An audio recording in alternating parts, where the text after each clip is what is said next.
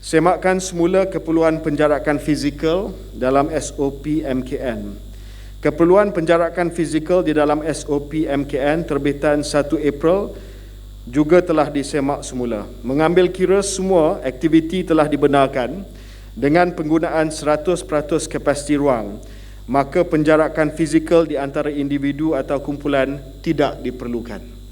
Namun begitu, penjarakan fizikal digalakkan dalam keadaan tidak memakai pelitup muka. Again, judgement kita lah untuk kita memastikan ada penjarakan yang sesuai.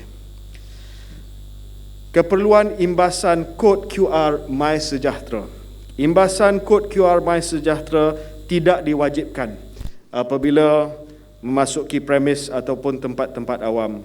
Bagaimanapun, saya menggalakkan semua mengaktifkan fungsi MySJ Trace untuk tujuan pengesanan kontak. Tetapi saya ulangi bahawa apabila dikuatkuasakan nanti, imbasan kod MySejahtera tidak diperlukan lagi.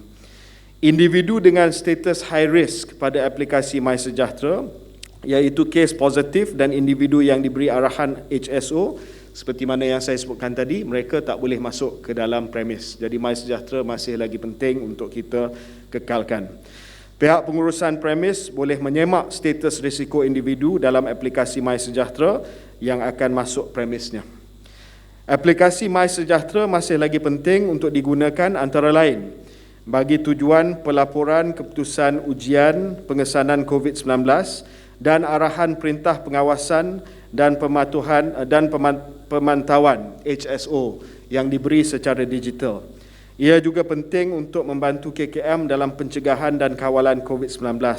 Seperti mana yang disebut oleh Ketua Pengarah WHO, Dr. Tedros, dunia semakin buta kepada penularan COVID-19 disebabkan bilangan ujian yang semakin rendah dan pelaporan yang semakin rendah. Sebab itu, kita masih lagi mengamalkan trace, report, inform, isolate and seek help, dan kita laporkan ujian kendiri kita melalui MySejahtera. Kalau tidak, maka KKM akan tidak akan dapat gambaran yang sebenar berkenaan dengan penularan kes-kes COVID disebabkan laporan yang tidak lengkap ataupun yang tidak mencukupi. Sebab itu, walaupun kita tak perlu lagi imbasan kod MySejahtera, tetapi MySejahtera masih lagi diperlukan dari segi HSO dan juga dari segi pelaporan ujian kendiri dan juga ujian profesional yang akan dimasukkan dalam sistem MySejahtera.